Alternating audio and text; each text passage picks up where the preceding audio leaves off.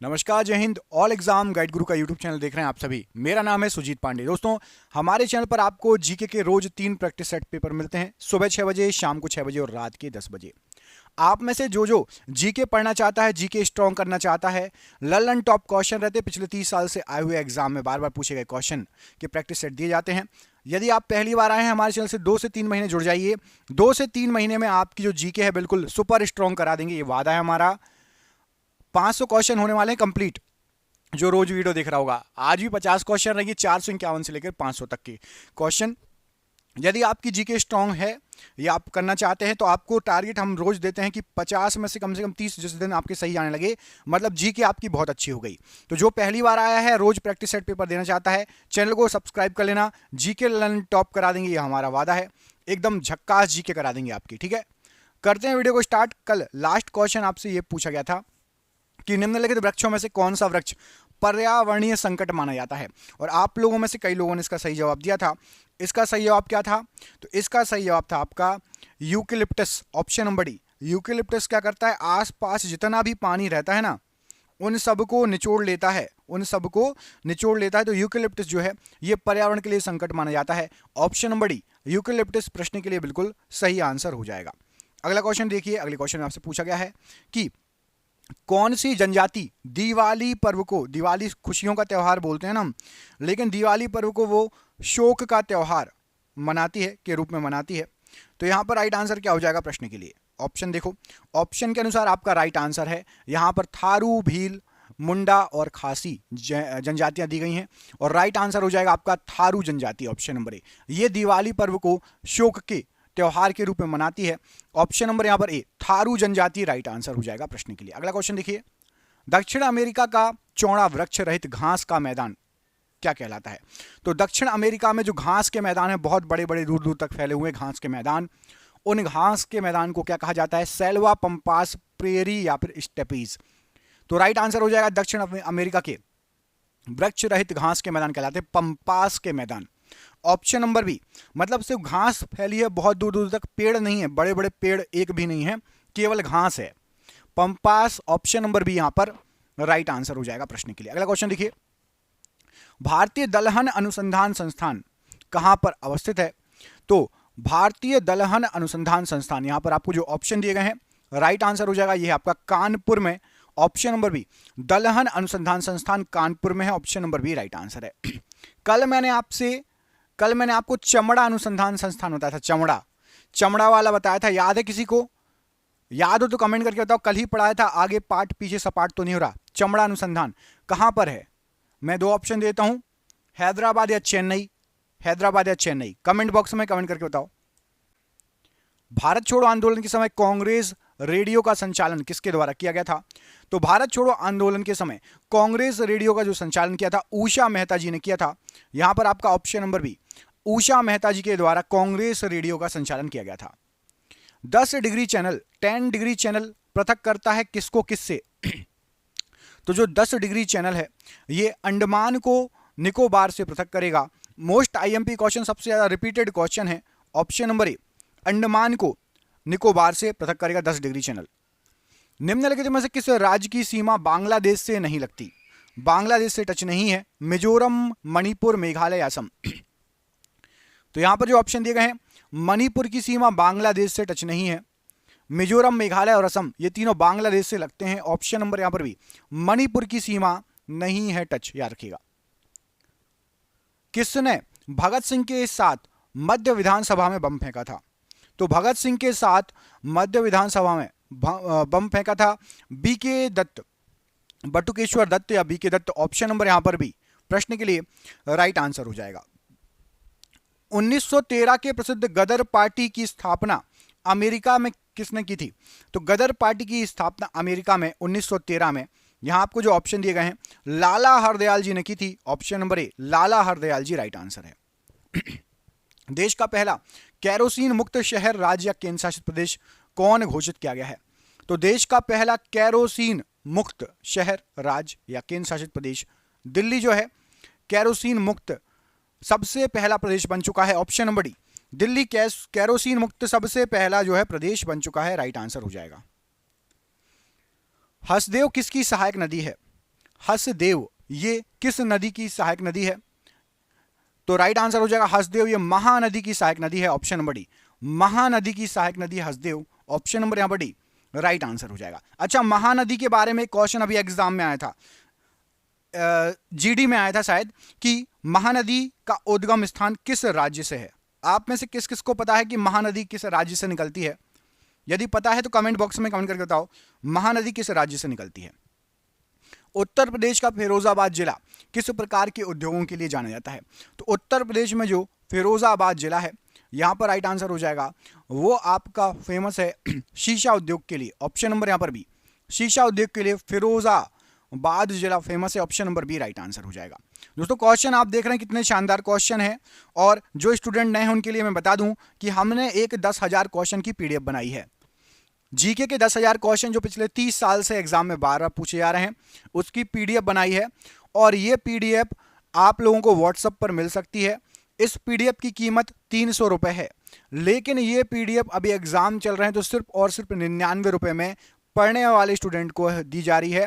आपके एग्जाम में, जिस एग्जाम की तैयारी कर रहे हो, चाहे आप टेट की तैयारी कर रहे हो, सी टेट की, या फिर आप एमटीएस की तैयारी कर रहे हो, अपने स्टेट लेवल के एग्जाम की, पटवारी, कांस्टेबल या अन्य किसी भी एग्जाम की तैयारी कर रहे हो, आपके सभी एग्जामों में जीके आती है, और आपको जो है ये क्वेश्चन जीके में फंस सकते हैं। 10,000 क्वेश्चन यदि आपने लगा लिए तो आपकी जीके बिल्कुल सुपर स्ट्रांग हो जाएगी। तो जिसको भी जो सक्षम है पेमेंट कर सकता है, फोन पे, गूगल पे, पेटीएम के माध्यम से पेमेंट कर सकता है। नीचे नंबर शो हो रहा होगा, उस पर आप संपर्क कर लेना।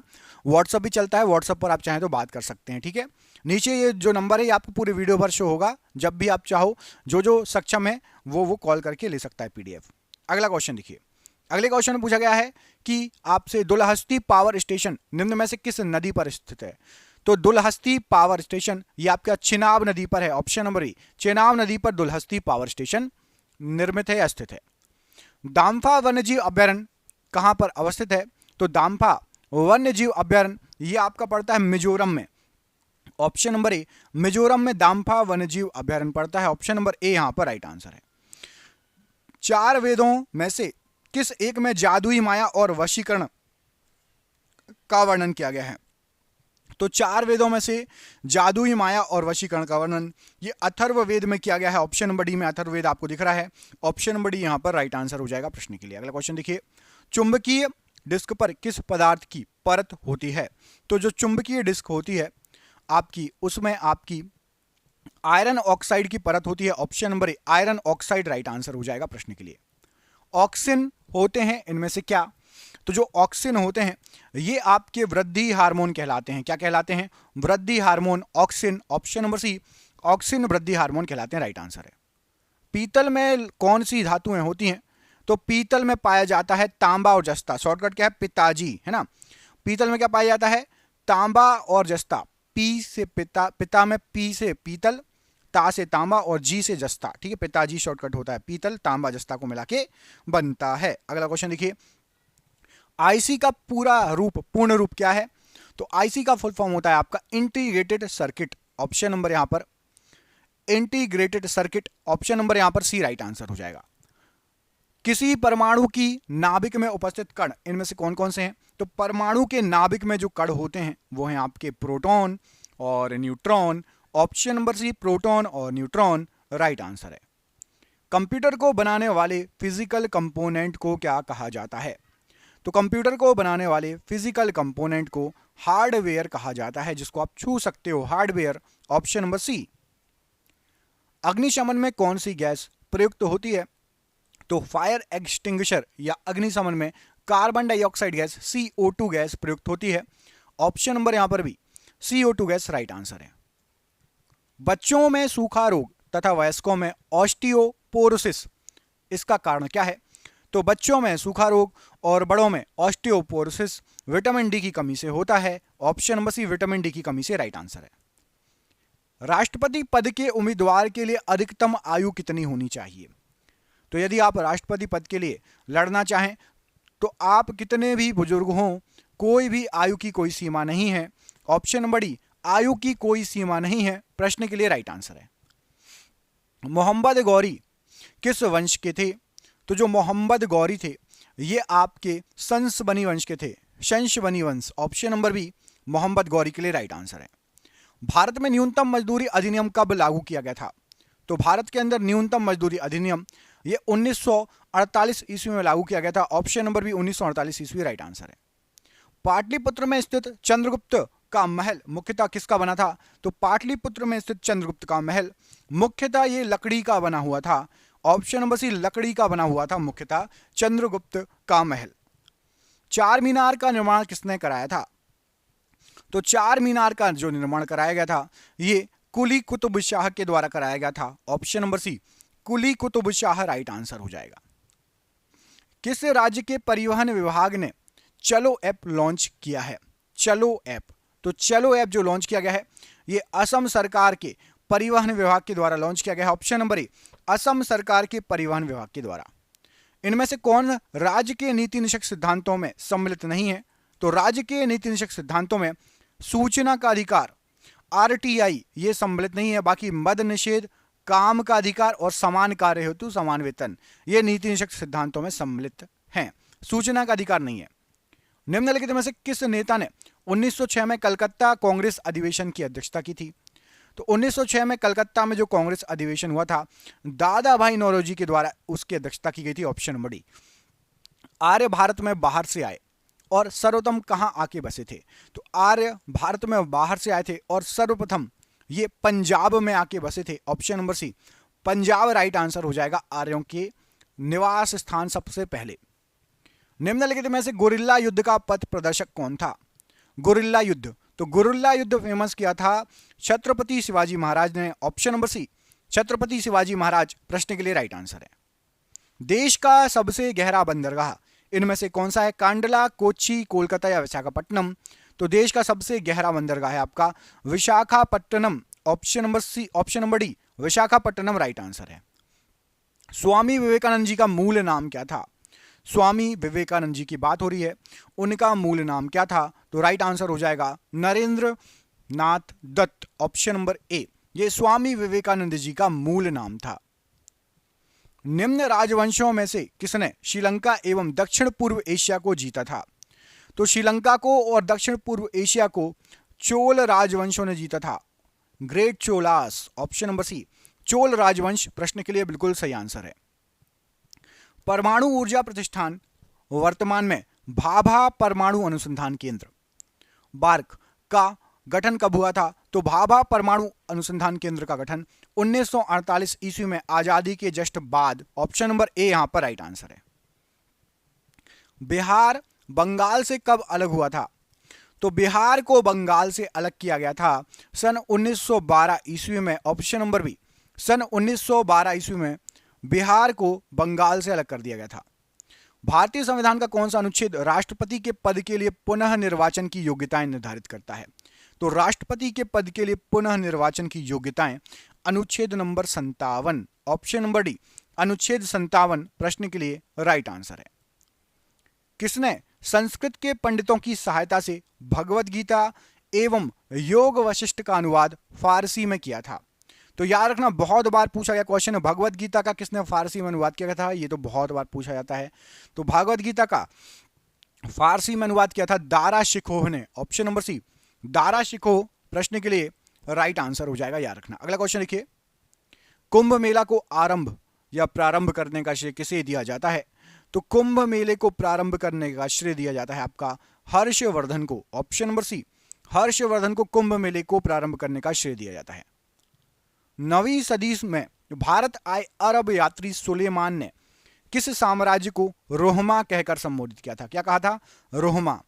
तो रोहमा कहा था किसको? पाल साम्राज्य को। ऑप्शन नंबर ए पाल साम्राज्य को रोहमा कहा था अरब यात्री सुलेमान ने। सातवाहनों ने आरंभिक दिनों में अपना शासन कहां शुरू किया था? तो सातवाहनों ने आरंभिक दिनों में अपना शासन महाराष्ट्र में स्टार्ट किया था। ऑप्शन नंबर ए महाराष्ट्र राइट आंसर है। निम्नलिखित में से भारत का पहला मुस्लिम शासक कौन था जिसने हिंदुओं से जजिया कर ना लेने का आदेश दिया था कि जजिया कर नहीं लेंगे हिंदुओं से? तो ये कहा था अलाउद्दीन हसन बहमन शाह ने कि हम जजिया कर नहीं लेंगे हिंदुओं से। ऑप्शन नंबर ए यहां पर राइट आंसर है। रणजीत सिंह ने सुप्रसिद्ध कोहिनूर हीरा प्राप्त किया था कहां से? तो रणजीत सिंह ने सुप्रसिद्ध कोहिनूर हीरा शाह शुजा से प्राप्त किया था? ऑप्शन नंबर ए, शाह शुजा से रणजीत सिंह ने सुप्रसिद्ध कोहिनूर हीरा प्राप्त किया था। कौन से बृहद मंदिर के प्रारंभिक अभिकल्पना तथा निर्माण सूर्यवर्मन द्वितीय के कार्यकाल के दौरान हुआ था? तो सूर्यवर्मन द्वितीय जो जी थे, ये इनमें से जो ऑप्शन दिए गए हैं आपका कौन सा मंदिर? अंकोर वाट का मंदिर, इसका निर्माण स्टार्ट हुआ था। ऑप्शन नंबर यहां पर भी अंकोर वाट का मंदिर राइट आंसर है। वह कौन सा प्रथम भारतीय था जो ब्रिटिश संसद के लिए निर्वाचित हुआ? तो सबसे पहले भारतीय जो ब्रिटिश संसद के लिए निर्वाचित हुए थे वो थे आपके दादा भाई नौरोजी। ऑप्शन नंबर सी, दादा भाई नौरोजी सबसे पहले ब्रिटिश संसद के लिए निर्वाचित हुए थे, राइट आंसर है। बाणभट्ट किस सम्राट के दरबारी कवि थे, राज दरबारी कवि थे? तो बाणभट्ट जी जो थे ये आपके हर्षवर्धन, ऑप्शन नंबर सी में हर्षवर्धन लिखा है, हर्षवर्धन के दरबारी कवि थे। Option number C Harshavardhan right answer हो जाएगा। और ये आज का आखिरी क्वेश्चन, जिसने अभी तक रेगुलर 10 वीडियो देखे हैं तो 10 वीडियो में 50-50 करके आपके 500 क्वेश्चन करा दिए हैं मैंने। जिसने अभी देखे हैं बधाई हो, जिसने नहीं देखे वो पूरे पुराने 10 वीडियो जरूर देख लेना। आगे आपको ऐसे ही वादा है कि आपको 5-10 हजार क्वेश्चन करा दूंगा मैं। और जिसको भी पीडीएफ चाहिए नीचे दिए नंबर पर संपर्क कर लेना। पहली बार जो भी आया है आपके एग्जाम में जीके आती ही है। और ये क्वेश्चन बिल्कुल रामबाण क्वेश्चन है। 99 रुपए में मिल रही है, 300 रुपए की पीडीएफ, बाद में फिर से इसका रेट 300 रुपए हो जाएगा। तो जिसको भी चाहिए जरूर पीडीएफ ले लेना, नीचे दिए नंबर पर कॉल करके 500वां क्वेश्चन पढ़ो। पहली बार आए हो, रोज जीके पढ़ना चाहते हो, चैनल को सब्सक्राइब जरूर कर देना। पूरा वीडियो देखने के बाद अभी तक लाइक नहीं किया तो भाई प्लीज लाइक जरूर कर दो। 500वां क्वेश्चन है कि हरित क्रांति के दौरान भारत में चावल का उत्पादन पर क्या प्रभाव पड़ा?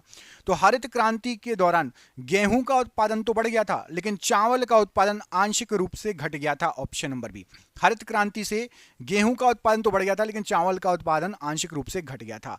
आपके लिए सरप्राइज क्वेश्चन है, कर सुधार समिति का अध्यक्ष किसे नियुक्त किया गया था? कर सुधार समिति का जो अध्यक्ष था इनमें से किसको नियुक्त किया गया था? मैं आपको 2 ऑप्शन दे रहा हूं। पहला ऑप्शन है प्रणब मुखर्जी और दूसरा ऑप्शन है राजा चेलैया। ए और डी में से कोई एक आंसर सही है।